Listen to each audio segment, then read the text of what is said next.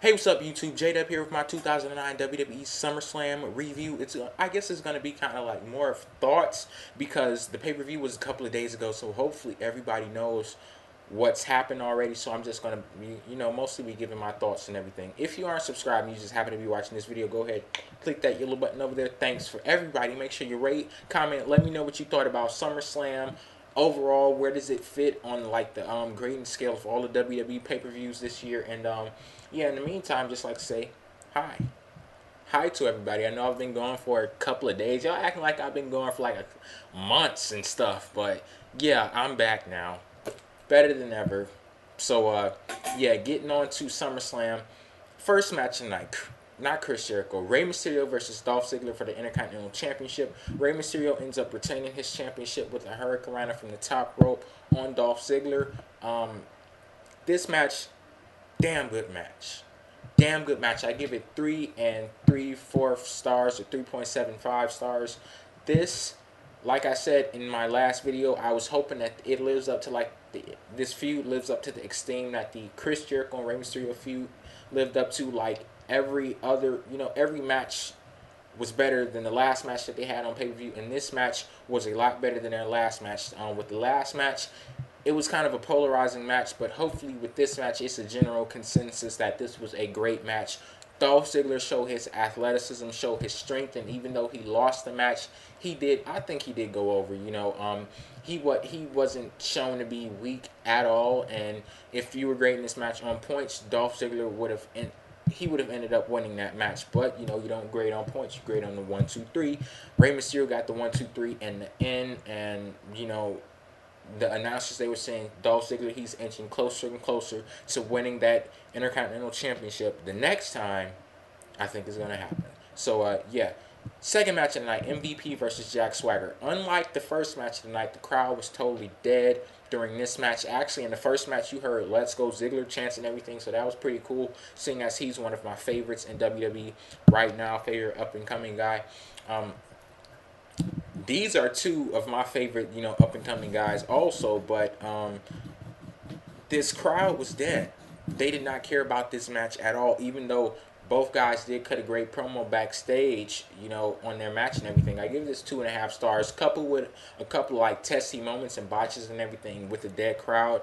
That's why it gets 2.5 stars. It was really disappointing. I was expecting this match to be a lot better than it actually was, seeing as these are two guys that could be wrestling for a heavyweight championship in WWE right now. So this match did not live up to the potential that people were placing on the match and everything. And the announcers were billing this match like, whoever wins this match, they're going on to bigger and better things. They're moving on to the next level. Hopefully, MVP, because he won this match, hopefully he does move on to the next level and not just talking crap to, aid a story in the match. Hopefully he actually does move on to the next level, which he should have done when he dropped the United States Championship to Kofi Kingston a couple of months ago, but I digress and I move on. Third match of the night, Unified Tag Team Championship match, Chris Jericho and the Big Show versus Cryme Time. I was going to give this match 5 stars just because Chris Jericho and the Big Show got a new theme.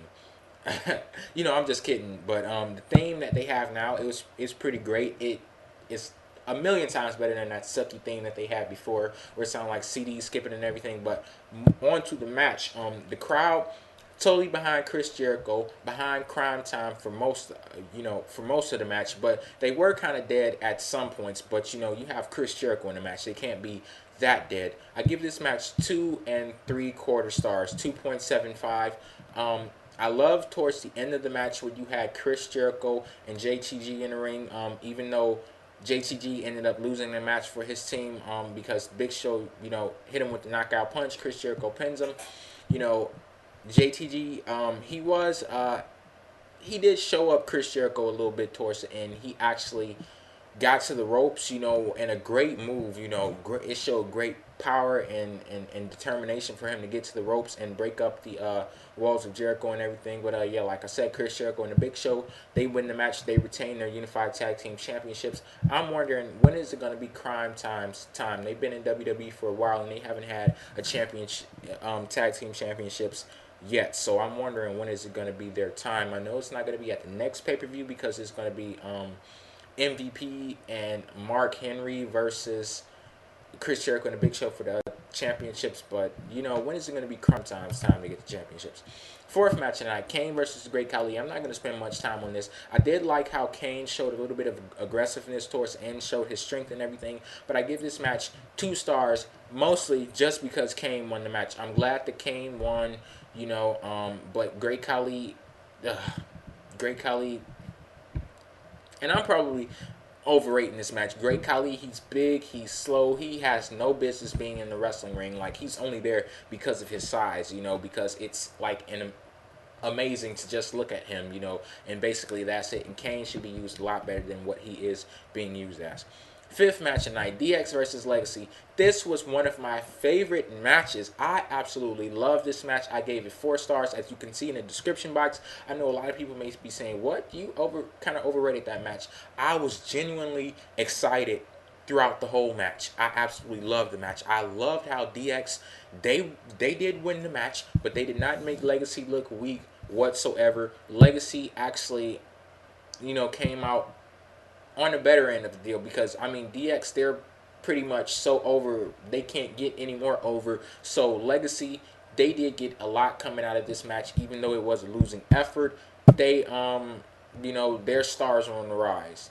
Both of those guys were pretty athletic in this match, and I love how towards the end of the match it seemed like Shawn Michaels and Cody Rhodes were paired up evenly, you know, so they had, you know, the two guys, they were like propping each other up to break the 10 count, and Shawn Michaels just hits the sweet chin music out of nowhere, pins Cody Rhodes, match is over, 1, 2, 3, like I said, 4 stars, great match.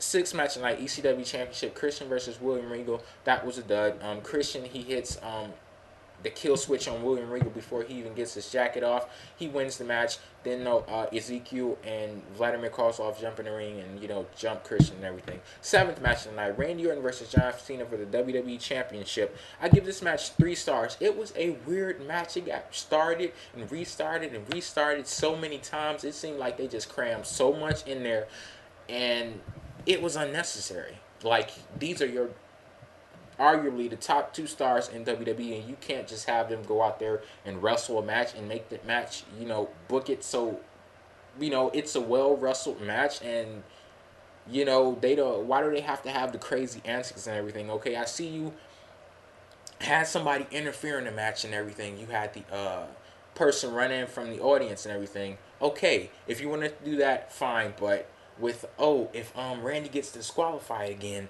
then he loses his championship. Oh, if he gets counted out again, then he loses his championship.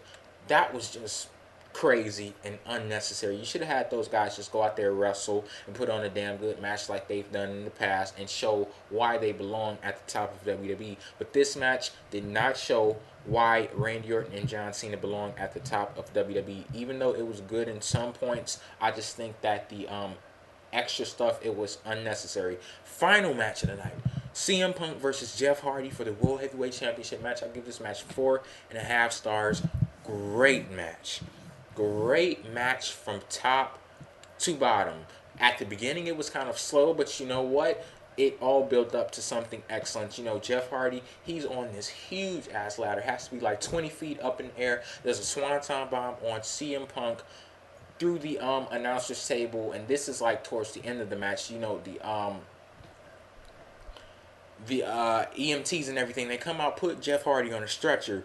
Then CM Punk gets up, goes into the ring, starts to climb the ladder. Jeff Hardy gets up, you know, he's basically throwing himself in the ring. You could tell he's completely worn out, but he has to get in there. He has to save his WWE Championship, his World Heavyweight Championship. He jumps in the ring, nothing works out. CM Punk ends up winning the match. Jeff Hardy is laid out flat on the mat. The lights start to flicker, and whose music do we hear? We hear the Undertaker's music. All of a sudden, you know, CM Punk is standing over Jeff Hardy with the belt. The lights go out. Lights come back on. Undertaker is in the same spot that Jeff Hardy was. Undertaker jumps up, choke slams CM Punk.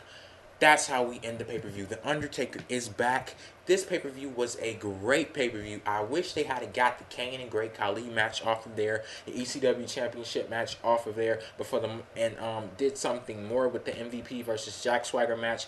But this pay-per-view had 3 great matches. 3 great matches. I'm probably going to go out on a limb and say this is the best pay-per-view since No Way Out.